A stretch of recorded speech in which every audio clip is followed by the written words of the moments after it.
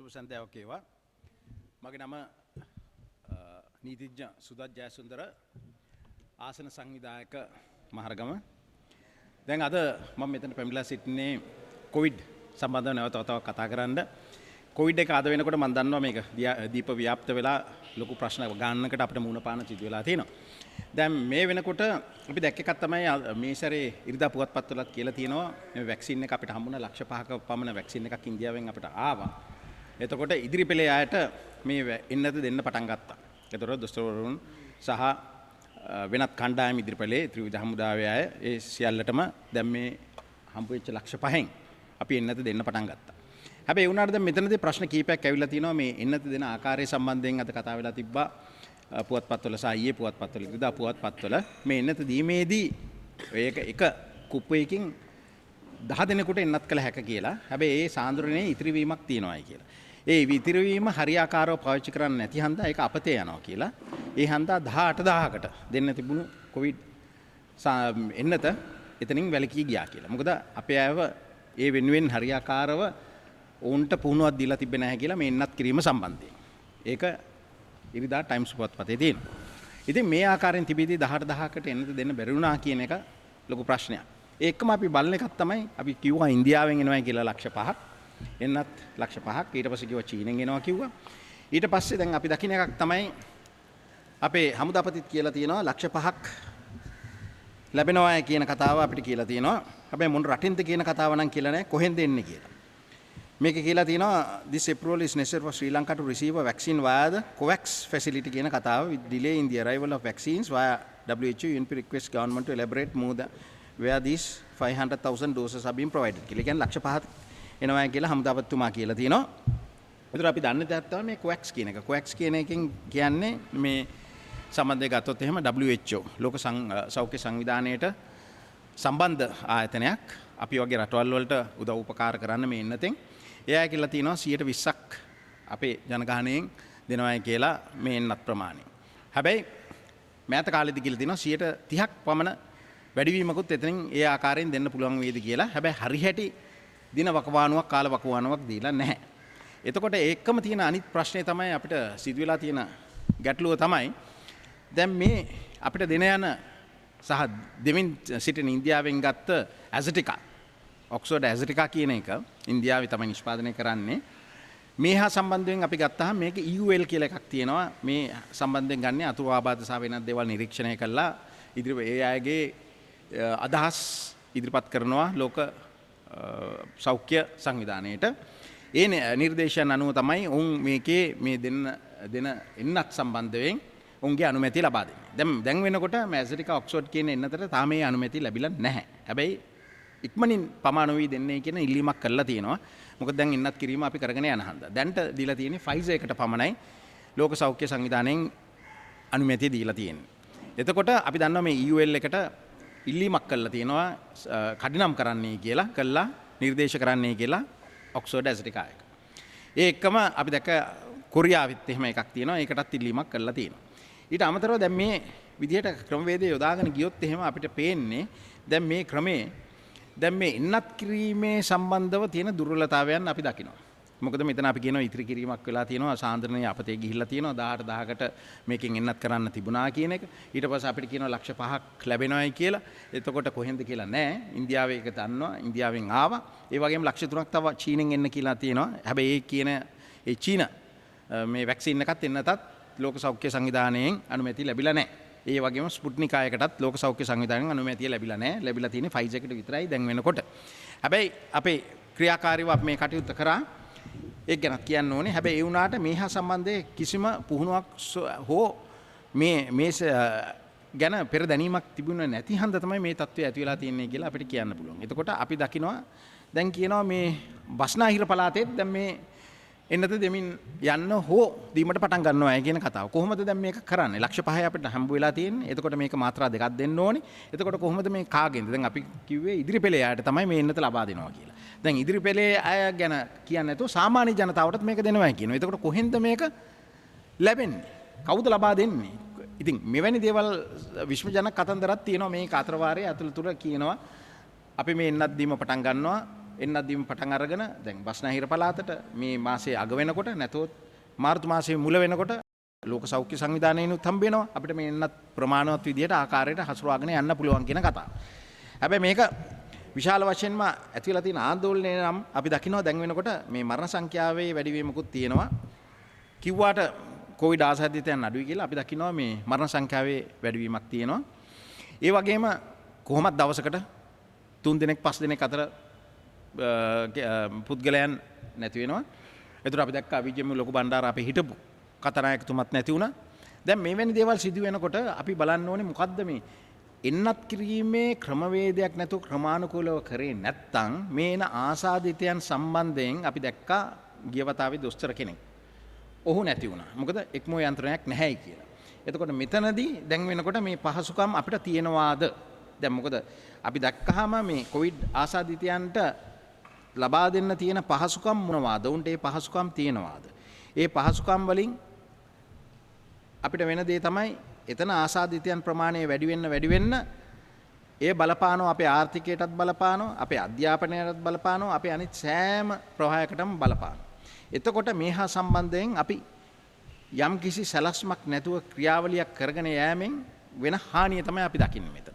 එතකොට අපි දකින එකක් තමයි කොවිඩ් එක සම්බන්ධයෙන් ගත්තොත් එහෙම මේකේ කොවිඩ් අපේ අතරේ තාමත් තියෙනවා බෙහෙවින් මේක පැතිර යාමින් යනවා මේකේ වෙනත් ප්‍රභේදයන් එනවා මේ ප්‍රභේදයන් සමහර ඇසටිකා ඔක්ස්ෆර්ඩ් ඇසටිකායකට මේ කරගන්න බැහැ කියලා කියනවා මේ එන්නත ප්‍රමාණවත් නැහැ කියලා කියනවා ඒක පාලනය කරන්න බැහැ කියලා කියනවා මේකද අලුත් ප්‍රභේදයක් කියලා කියනවා දැන් මේ සියල්ලම කරන්න ඉස්සෙල්ලා මේ එන්නත් දෙන්න ඕනේ මේ එන්නත් දීමෙන් තමයි අපිට අනිත් තැන් වලට වැළකිය හැක්කේ අනිත් ආයතනයන් වලට වෙන හානිය දැන් මෙතනදී අපි ගත්තොත් අපි දකිනවා වෙබ්සයිට් එකක් දැම්මා. දැන් මේ වෙබ්සයිට් එක සම්බන්ධව මේ ඉරිදා පුවත්පතෙත් කියනවා වෙබ්සයිට් එකක් දාලා තියෙනවා. මෙතන රෙජිස්ටර් වෙන්න පුළුවන් මේ එන්නත අවශ්‍යයි කියලා. දැන් මේ වෙබ්සයිට් එක ක්‍රියාවිරහිත වෙලාලු. හවස වෙනකොට ක්‍රියාවිරහිත වෙලා ඒගොල්ලන්ට මොකද්ද දැම්මේ? කවුද දැම්මේ? කොහොමද මේක උනේ කියන එක අපි දන්නේ. එතකොට ඒකට අමතරව අපි දකින එකක් තමයි දැන් මේ ආසාදිතයන් ගන්න ගත්තොත් එහෙම මේ අය කියනවා මේ ආසාදිතයන් වැඩි වෙනකොට හොඳ වෙලා ගියත් මේ නඩත්තු කරන්නවත් මිනිස්සු එන්නේ නැහැයි කියන එක. කාට හරි ඇවිල්ලා කිව්වොත් මේකට මේකේ පයිප් ලීක් එකක් හරි මොනවා හරි මේ තැන්වල සිදුවීමක් වුණොත් එහෙම මේකට ඇවිල්ලා මේ ඒව හදන්නේ කියලා කිව්වොත් ඒ අයත් මැලි කියලා මේ තැන්වලට එන්න. මොකද මේ අයටත් මේ කොවිඩ් රෝගය වැළඳේ කියන බියහන්ද. ඒ වගේම දැන් අපි දකිනවා 11000ක් දෙනකොට විතර 11000කට පමණ අපිට තියෙනවා. යම්කිසි විදිහකට සෞඛ්‍ය ක්ෂේත්‍රයේ තියෙනවා මේ ආසාදිතයන්ව මේ උන්ට බෙහෙත් කරගෙන උන්ව තියාගන්න යන. හැබැයි ඒ වුණාට මේ 11000 සම්බන්ධයෙන් ගත්තොත් එහෙම සුව වෙලා යන අයට අතර වාරයේ තවත් රැල්ලක් ආවොත් මෙතනදී මේ අයට වෙන තත්ත්වය මොකද්ද? මොකද මේක නඩත්තු කරන් තියෙනවා. ඒ වගේ මේවා සුද්ධ පවිත්‍ර කරන්න තියෙනවා. එතකොට කොවිඩ් කියන එක හැදුනාට පස්සේ වෙන අනිත් ප්‍රශ්නේ තමයි ස්පිතාලයකට අපි ඇතුල් කරනකොට කොවිඩ් එක හැදිලා තියෙනවායි කියලා නිගමනයකට ආවොත් අපිට තියෙනවා නම් ඇන්ජියෝග්‍රෑම් එකක් කරගන්න. එතකොට අපිට තියෙනවා ස්නායු සම්බන්ධව හදිසි ප්‍රශ්නයක් ආවොත් ස්ට්‍රෝක් එකක් වගේ. එතකොට අනිත් තැන් වලින් ආවොත් හෘද ආබාධ ආවොත් මේ කිසි දෙයකට අපිට කිසි විදිහකටවත් අපිට ගන්න හම්බ වෙන්නේ නැහැ වෛද්‍ය ඒ වෙලේම අපි කියන මෙඩිකල් ඇටෙන්ෂන් කියලා මේ වෛද්‍යවරයෙකුට ලවා අපිට ඒකට සැලසුමක් බෙහෙතක් ලබා ගන්න බැරි වෙනවා. මොකද ඉස්සල්ලාම අපිව වෙන් කරනවා. වෙන් කරලා කොවිඩ් එක සම්බන්ධයෙන් කියලා වෙන පැත්තකට දානවා. එතකොට අපිට අවශ්‍යතාවය වෙලා තියෙන්නේ ඇන්ජියෝග්‍රෑම් එකක් කරගන්න ස්නායු සම්බන්ධව ප්‍රශ්නයක් තියෙනවා නම් අපේ මේ මොකද්ද අංශභාගය වගේ රෝගයකට අපි ලක් වෙලා තියෙනවා නම් ලක් වෙන්න යනවා නම් මෙතනදී කොහොමද අපි මේ ඉමීඩියට් නැතොත් එලෙසින්ම ඒ කියන්නේ විගසින්ම කොහොමද අපිට මේකට ප්‍රතිකාර ලබා ගත හැකියි කියන. දැන් අපේ ප්‍රතිකාර කර ගැනීමට අපිට අවස්ථාවක් නැති වෙනවා කොවිඩ් රෝගයට සම්බන්ධ වෙලා පොසිටිව් කියලා ආවොත් එහෙම. එතකොට මේ පොසිටිව් කියලා ඒම සම්බන්ධයෙන් අපි දන්නෙත් නෑ මේ පොසිටිව් කියන එකේ තත්ත්වය මොකක්ද කියලා. මොකද සමහරවිට පොසිටිව් කියනවා ඊට පස්සේ කියනවා නෑ එහෙම එකක් නෑ ඇන්ටිජන් ටෙස්ට් එක ප්‍රමාණවත් නෑ. එතකොට ඒ අවස්ථාවකදී මොකද්ද මේ සිදුවෙන්නේ? එතකොට මේක ක්‍රියාකාරීව හරියාකාරව මේ එන්නත් නොකිරීමෙන් ඇති වෙන එක තමයි ආසාදිතයන් ගන්න වැඩි වෙනවා. ඒ වගේම මරණ සංඛ්‍යාව වැඩි වෙන්න පුළුවන් වෙනත් දේවල් හන්ද. මොකද අපි ඇත්තටම කියන වෙනත් ආබාධයක් තියන අය කොවිඩ් රෝගයෙන් මිය ගියා කියලා. මොකද්ද ඒ කියන්නේ? කොවිඩ් රෝගේ තියෙනවා තමයි. හැබැයි හේතු වෙලා තියෙන්නේ වෙන එකකට යන්නේ. එතකොට කොවිඩ් රෝගය කියලා ඒ අය කොන් කරනවා. කොන් කරාට පස්සේ ඒක උන්ලොන්ට දෙන්න සුදුසු නිසි ප්‍රතිකාර උන්ට ලැබෙන්නේ නැහැ. මොකද උන්ට ලැබෙන්නේ හાર્ට් සම්බන්ධව නම් හෘදය සම්බන්ධව මොකක් හරි heart attack කියලා කියනවා. හෘද රෝගයෙන් පෙළෙන කෙනෙකුට නම් ඒක පැත්තකින් තියලා කොවිඩ් එක කියලා පැත්තකින් තිබ්බට පස්සේ කවුරුත් එතනට යන්නේ නැහැ. එතකොට ආසාදිතයන් ගන්න ගත්තොත් එහෙම ආසාදිතයන් එතන ඉඳලා ආසාදිතයන් ගියාට පස්සේ ඒ කාල වකවානුවෙන් පසුව වුන් නිදහස් කරාට පස්සේ එතනට තව පිරිසක් ගෙන එන්න ඉස්සෙල්ලා මේක සුද්ධ පවිත්‍ර කරන්න ඕනේ, නඩත්තු කරන්න ඕනේ. මේ ක්‍රමවේදයට අපිට හැකියාවක් වෙලා තියෙනවද කියන එක. මොකද හුඟක් කට්ටියකින් දැන් වෙනකොට අපිට පැමිණිලි ලැබිලා තියෙනවා. ඒ තැන් හරියාකාරව නිසි පරිදි කෙරීගෙන යන්නේ නැහැ කියන කතාව. එතකොට මේ තත්වයක් ඇයි උදා වෙන්නේ කියන එක තමයි. එතකොට මේ වෙබ්සයිට් එකක් කියලා එකක් හදිසියෙම නිර්මාණය වෙනවා. වෙබ්සයිට් එකට මොනව වෙනවද කියලා අපි දන්නේ. ඊට පස්සේ කියනවා බස්නාහිර පළාතට එන්නත් දෙන්න පටන් ගන්නවායි කියනවා. ඉස්සල්ලාම කියන්නේ අපිට හම්බුනේ ලක්ෂ 5යි ඒකෙන් අපි දෙන්නේ ඉදිරි පෙළයාට පමණයි කියලා. ඊට පස්සේ කියනවා නෑ අපි දැන් බස්නාහිර පළාතටම එන්නත් දෙන්න අපි ලෑස්ති අපිට තියෙනවා හැකියාවක් තියෙනවා කියලා. එතකොට මේ හැකියාව ඇත්තද නැද්ද? මොකද මේක වෙන්නේ දිනෙන් දින මේ ප්‍රශ්නේ මතුවෙමින් වැඩි වෙමින් පවතිනවා. පාසල් පටන් ගන්නවා කියනවා 15 වෙනිදා, ඊට පස්සේ පෙබරවාරි, ඊට පස්සේ දානවා මාර්තු 15. මාර්තු 15 කියනවා අවිනිශ්චිතත්වයක් තියෙනවා අපි දන්නේ ඒක එදාටත් අපිට අරින්න පුළුවන් වේද කියන ක්‍රමය. මොකද මෙතන වැඩපිළිවෙල ගැන තමයි අපිට මේ ලොකු ප්‍රශ්නයක් බවට පත් වෙලා තියෙන්නේ. දැන් ඔය වගේම තමයි අපි ගත්තොත් එහෙම භූම දාන සහ ආදාන කියන කතාව. එකෙක් කියනවා භූම දාන කරන්න කියලා, අර පැත්තෙන් කියනවා එහෙම එකක් භූම දානය කරන්න කියලා නෑ. අගමැතිතුමා කිව්වාට අපිට ඒක කරන්න විදියක් නෑ. ගැසට් එකෙන් දාලා තියෙන පවිත්‍ර වන්නේ ආරච්චි මැතිණිය තමයි සෞඛ්‍ය අමාත්‍යවරිය හැටියට මේ කටයුතු කරලා තියෙන කියලා. ඒතුමියටත් දැන් කොවිඩ් හැදිලා. එතකොට ඒතුමිය එනකන් අපි ඉන්නවද අලුත් ගැසට් එකක් ගහලා කියන්නේ නෑ මේක මේ භූම දාන කරන්න අවසර දෙනවයි කියලා. කියන්නේ මේක අපි ගන්නේ අපිට තියෙන තාක්ෂණ කමිටුවක්. ඒ තාක්ෂණ කමිටුව අනුව තමයි සුදර්ශිනී ෆර්නෑන්ඩ් පුල්ලේ මැතිණිය කියන්නේ අපිට නිර්දේශ කළ හැකි. දැන්ට ගැසට් එකක් තියෙනවා. ඒ ගැසට් එක අවලංගු කරලා අලුත් ගැසට් එකක් දාන්න ඕන කියලා. එතකොට මේ අලුත් ගැසට් එක දාන්න පවිත්‍ර වන්නේ ආරච්චි මැතිණිය එනකම් ඉන්න වෙනවද අපිට? අද වෙනකොට ඒක ලොකු ප්‍රශ්නයක් බවට පත් වෙලා තියෙනවා. මොකද්ද අගමැතිතුමා එකක් කියනවා, මේ පැත්තෙන් තව එකක් කියනවා. එතකොට අගමැතිතුමා මේ ගැන දැනගන්න නැතුවද කිව්වේ? ඒක පැත්තකින් කියනවා නේ අගමැතිතුමා කිව්වේ භූම දාන කරන්න පුළුවන් කියලා මේ මිය ගියාට පමණයි කියලා ඒ පක්ෂය අය කියනවා. අගමැතිතුමා වෙනින් කියනවා අගමැතිතුමා කිව්වේ නෑ කවදාවත් කොවිඩ් ආසාදිත යන භූම දානය කරන්න පුළුවන් කියලා. අගමැතිතුමා කියේ මේ යන කට්ටියට භූම දාන කරන්න පුළුවන් කියලා. දැන් ඒකත් හාස්‍යයට ලක් වෙලා තියෙනවා. හැමෝම දැකලා තියෙනවා ඒ කතාව මොකද්ද වෙන්නේ කියන එක. ඉතින් ඒවා අපි හදන එකක් නෙමෙයි, විපක්ෂයක් හැටියට ඒ පක්ෂය තුලින් මතුවෙන දේවල්. එතකොට අනිත් පැත්තෙන් ගත්තොත් එහෙම අපි දකිනවා අද වෙනකොට මොකද්ද කඩාවැටීමේ අධ්‍යාපනයේ කඩාවැටීම. එතකොට අධ්‍යාපනයේ කඩාවැටලා කිව්වොත් විෂමතාවයන් කොච්චරද කිව්වොත් අපි දන්නේ කොහොමද මේක කරගෙන යන්නේ කියලා. අපි දන්නවා අපෝස්ස සාමාන්‍ය පළ පටන් ගන්න. ඊට පස්සේ අපි දකිනවා ප්‍රැක්ටිකල්ස් කියලා එකක් තියෙනවා ප්‍රායෝගික අංශයෙන්. මොකක්ද කවදද කරන්නේ කොහොමද කරන්නේ කියලා. එයා කියන්නේ නෑ මේක කරගෙන යන්න විදියක් නෑ. අපි එහෙනම් ගිය වසරේ කාලේ තුලදී උන් කොහොමද උන්ට ලැබුණු ලකුණු අනුව අපි දැන් මේක නිශ්චිතය කරන්න වෙන්නේ ඒ ආකාරයෙන් කියලා. මොකද මෙතනදී අපිට කරගන්න වෙලාවක් නෑ, ඉස්පාසුවක් නෑ. මොකද මේ කොවිඩ් සම්බන්ධයෙන් තියෙන හන්ද කියලා. එතකොට දැන් විෂමතාවයන් ගැන ගත්තොත් ඒක එක පැත්තකින් යන ගමන් අර පැත්තෙන් ඩේටා ප්‍රශ්නයක් තියෙනවා. ඉන්ටර්නෙට් පහසුකම් තියෙන තැන් තියෙනවා, ඉන්ටර්නෙට් පහසුකම් නැති තැන් තියෙනවා, ඩේටා ගන්න හැකියාවක් නැති අය ඉන්නවා. එතකොට ඒ අය ඔක්කොමලා ඉඳගන්නේ එම විභාගයටමයි, සාමාන්‍ය පෙළ විභාගයට. එතකොට කොළඹ ඉන්න අයට තියෙනවා පහසුකම් කියමු, සමහර අය ඉන්නවා කොළඹෙන් පිට අයටත් මේවා තියෙනවා. හැබැයි ගොඩාක් ගම්බදට යන්න මොකද්ද වෙලා තියෙන ප්‍රශ්නේ? ඩේටා වලට ගත්තත් සල්ලි තිබ්බත් එතනට ඩේටා වලින් එන්නේ නැත්තම්, කවරේජ් එක නැත්තම් මේ පැත්ත පළාතට එන්නේ නැත්තම් තමුන්ට ඒ විදිහට කටයුතු කරන්නේ මේ ප්‍රවාහකයන් විසින් ඒ විද්‍යුත් තරංග නැත්තම් එකකින් කව වෙන්නේ නැත්තම් තමුන්ට ලැබෙන්නේ නැහැ. එතකොට තමුන්ට මොබයිල් ෆෝන් තිබ්බ කියලා, ඉන්ටර්නෙට් තිබ්බ කියලා, ඩේටා තිබ්බ කියලා ඒකත් වෙන්නේ. අනිත් පැත්තෙන් බලනකොට ඩේටා ගන්න සල්ලි නැහැ. අනිත් පැත්තෙන් බලනකොට කම්පියුටර් නැහැ. නැත්තම් මේ ටෙලිෆෝන් නැහැ, මොබයිල් ෆෝන් නැහැ අතේ.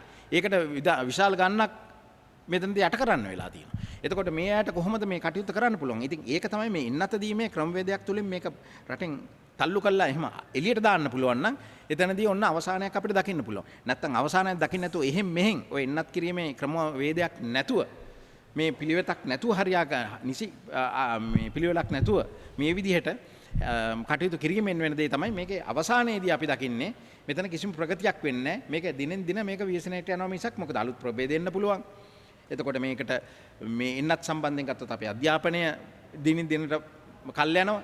එතකොට අනිත් පැත්තෙන් ගත්තොත් එහෙම අපි දකින්නේ අපේ කොවිඩ් ආසාදින වෙන අයට වෙනත් රෝග තියෙනවා නම් ඒ අයට ඒවට මේ සත්කාර කරන්න හම්බ වෙන්නේ නැහැ. මොකද කොවිඩ් කියලා පැත්තකින් තියලා ඒ සත්කාර කිරීම වැළකී සිටිනවා. නැතහොත් එතනදී යම් කිසි විදියකට මුන්ගේ ඒ තියෙන සැලකිල්ල පැත්තකින් තියලා කොවිඩ් එකට දෙන්න යනවා මේ ප්‍රතිකාර. එතකොට මේ කොවිඩ් ප්‍රතිකාර දීමෙන් වෙන දේ තමයි අනිත් උන්ට මූලික රෝගයට හඳුනාගෙන මොකද්ද රෝගය කියන එකට ඒ රෝගකාරයකට බෙහෙත් දෙන එක උන්ට කරන්න ලැබෙන්නේ නැහැ. ඉතින් ඒකෙන් මිය යන ගණන වැඩි වෙනවා. එතකොට ඒක තමයි මෙතනදී මම හිතන්නේ ප්‍රමුඛත්වය ගන්න ඕනේ. අපේ මේ එන්නත් දීම පිළිවෙතකට නිසි පිළිවෙතකට කළ යුතුයි කියන එක තැන තමයි අපි එක්සත් ජාතික පක්ෂය හැටින් කියා සිටින්නේ.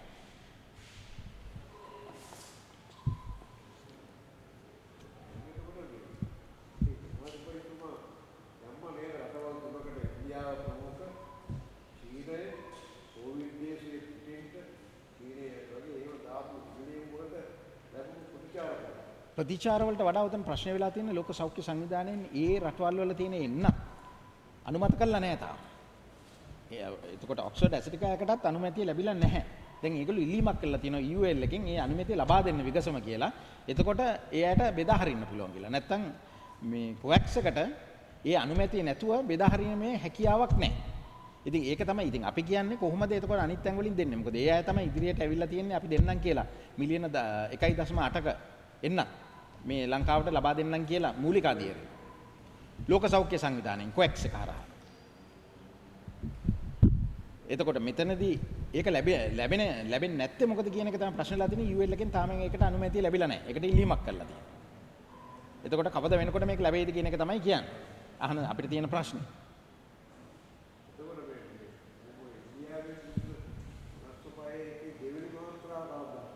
ඒකට කාල වකවානුවක් දීලා තියෙනවා දෙවෙනි මාත්‍රාවට දීලා තියෙනවා දින 17ක්. ඒ සති දෙකකින් පස්සේ දෙන්න කියන කතාව.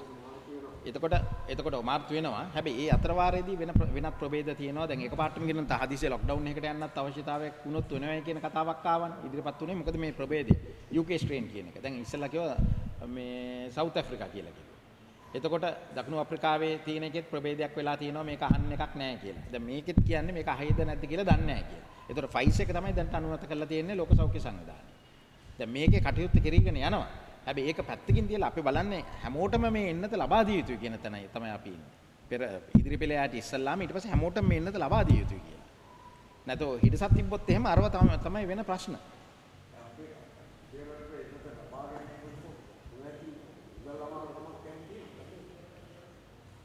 එන්නත් නිෂ්පාදනය කිරීමේදී තියෙනවානේ ඉල්ලීමක් කරන්න ඕනේ ඉස්සල්ලාම නිෂ්පාදනය කරන එකත් අසීමිත ලෙස එන්නේ නැහනේ. ඒක යම් කිසි විදිහකට මේ නිෂ්පාදනය කරන ෆැක්ටරිස්ුත් තියෙන ටිකයිනේ. ලෝකේ දිගටම කරගෙන යන මේක හදිසියෙම එක මුළු ලෝකෙටම ලබා දෙන්නත් ඕනේ. එතකොට මේකයි ඉල්ලීමක් කරන්න ඕනේ ලෝක සෞඛ්‍ය සංවිධානයෙන්. එතනදී අපි වෙලාව නිශ්චිත වෙලාවදී ඒක ඉල්ලුවාද කියන එක තමයි අනිත් ප්‍රශ්නේ. මොකද අපි එක වතාවක් මට මතකයි දැන් මාස දෙකකට විතර ඉස්සෙල්ලා අපි කියනවා අපි ඉල්ලීමක් කළා තිබ්බේ නැහැ කියලා. COVAX සංවිධානය. එතකොට ලෝක සෞඛ්‍ය සංවිධානය තමයි එතනට ඇතුල් වෙලා ඒ ඉල්ලීම නිසිකල කරා නම් අපිට මීට වඩා ලබා ගන්න තිබ්බා. මොකද මේක ඉක්මනට මේ බෙදා හැරීමේ ප්‍රශ්නකුත් තියෙනවානේ. මේක ඒක සෙල්සියස් ගානක් ඇතුළත තියෙන්න ඕනේ ශීත ආකාරයකින් තියෙන්න ඕනේ. ඒකට පාසුකම් තියෙන්න ඕනේ. ඒක බෙදා හැරීමේ පාසුකම් අපි ළඟ තිබිය යුතුයි. ඒ වගේම ඒත් නිෂ්පාදනය කරන රටාව අනුව නිෂ්පාදනය කරන්නත් තියෙන සීමිත ගණනක්. මොකද හැමෝම කරන්නේ නැහනේ. එතකොට ඒ තැන් තියෙන්නේ 6ක් 7ක් වගේ තමයි තියෙන්නේ ලෝකේ.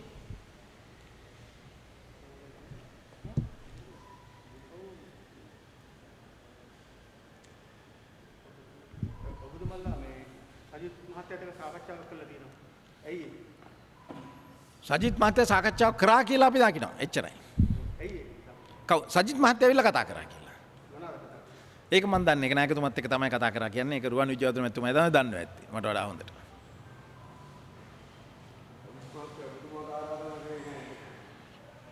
සාකච්ඡාවකටද? මොන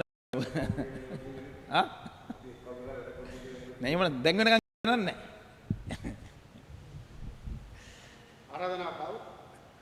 ආරාධනාවක් ආවොත් එතකොට අපි බලමු මොකද වෙන්නේ කියලා. අපි ඉන්නේ එක්සත් ජාතික පක්ෂයේ. එක්සත් ජාතික පක්ෂයෙන් යන්නේ නැහැ. මොනවා කරත්.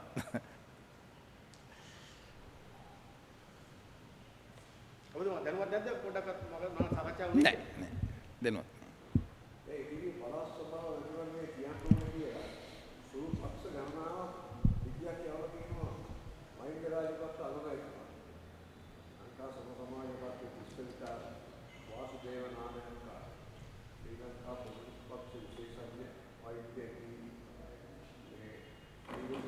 Ja.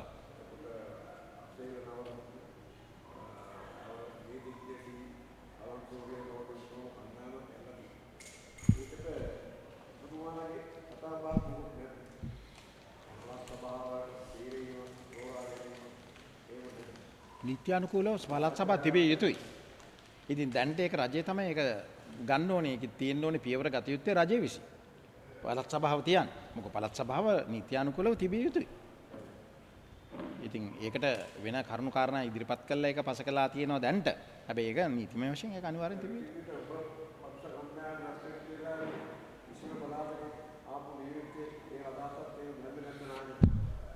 අදහස් දීලා ඇති. හැබැයි ඒ වුණාට අපිට වඩා ඒක ක්‍රියාකාරී වෙන්න ඕන රජය විසින් මේ පළාත් සභාව තියන්න ඕනේ. ඒකට අපි සූදානම් පළාත් සභාව තියෙනවා. අපි ඒකට ලෑස්ති සූදානම්. ඔයත් එකතු වෙනවද එකතු වෙලා තරම් යනවද කියන පස්සේ. මේක පස්සේ.